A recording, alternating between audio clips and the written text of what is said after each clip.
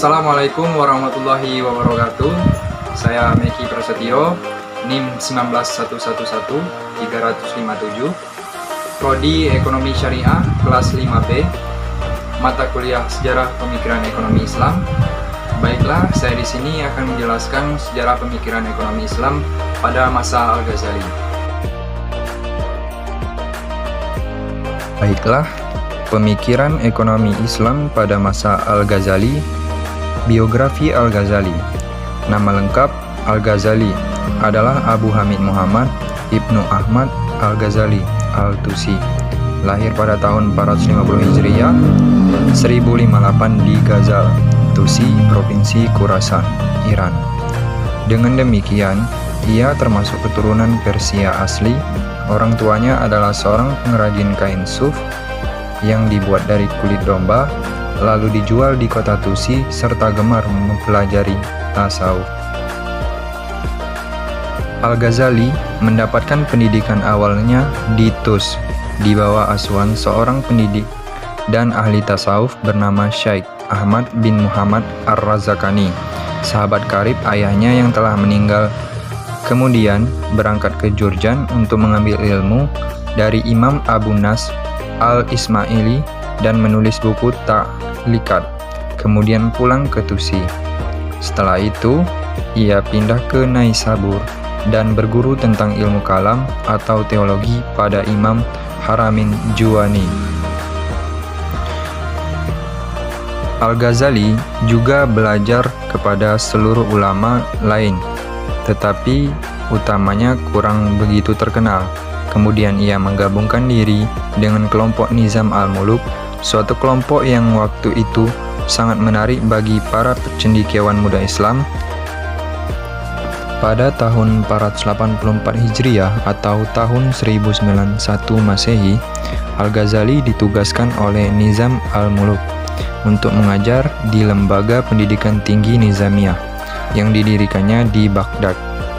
4 tahun lama Al-Ghazali mengajar pada lembaga itu dan melalui jabatannya sebagai Maha Guru namanya melejit, sehingga ia terhitung sebagai salah seorang ilmuwan yang disegani dan ahli hukum yang dikagumi tidak saja dalam lingkungan Nizamiyah tetapi juga di kalangan pemerintahan di Baghdad.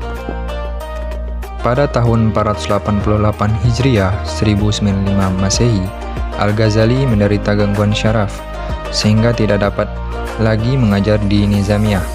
Beberapa bulan kemudian, ia meninggalkan Baghdad menuju Damaskus, Syria, karena takut mendapatkan teror pembunuhan dari golongan Ismailiyah Batiniyah yang telah membunuh pendukung dari Nizam al-Muluk pada tahun 485 Hijriah 1092 Masehi, dan kecaman Al-Ghazali terhadap faham golongan tersebut lewat sebuah buku yang dituliskannya untuk Khalifah Mustazir. Selama hidup Al-Ghazali di dunia Islam memang mengalami fase kemunduran dan kemerosotan yang makin parah dalam bidang politik. Misalnya, kekuasaan khalifah hampir semata-mata terbatas pada bidang spiritual, sedang kekuasaan politik yang sesungguhnya berada pada penguasa-penguasa lokal yang bertebaran di wilayah dunia Islam. Karya Al-Ghazali. Al-Ghazali merupakan sosok ilmuwan dan penulis yang sangat produktif. Berbagai tulisannya telah banyak menarik perhatian dunia.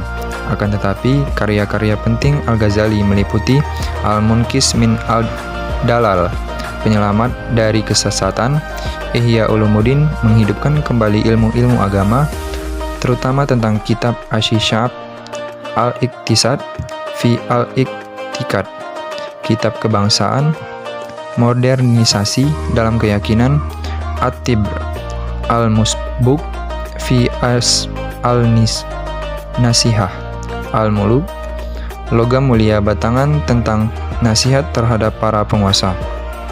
Pemikiran ekonomi Al-Ghazali. Pemikiran ekonomi Al-Ghazali berakar dari sebuah konsep yang dia sebut sebagai fungsi kesejahteraan sosial Islami. Seluruh karya Al-Ghazali memiliki konsep maslahat atau kesejahteraan sosial serta utilitas kebaikan bersama. Kesejahteraan dari suatu masyarakat tergantung kepada pencarian dan pemeliharaan 5 tujuan dasar, yakni agama, hidup atau jiwa, keluarga atau keturunan, harta atau kekayaan, dan intelek atau akal. Kelima kebutuhan tersebut tidak akan terpenuhi dengan baik bila orientasi semua orang hanya terfokus pada kehidupan akhirat. Oleh karenanya, melakukan aktivitas ekonomi merupakan sebuah keharusan bagi setiap orang bila mereka menginginkan keselamatan baik di dunia maupun di akhirat. Al-Ghazali memandang perkembangan ekonomi sebagai bagian dari tugas-tugas kewajiban sosial yang sudah ditetapkan Allah. Jika hal ini tidak dipenuhi, kehidupan dunia akan runtuh dan kemanusiaan akan binasa. Al-Ghazali mengidentifikasi 3 alasan mengapa seseorang harus melakukan aktivitas ekonomi, yaitu untuk mencapai kebutuhan hidup, untuk mensejahterakan keluarga, dan untuk membantu orang lain yang membutuhkan.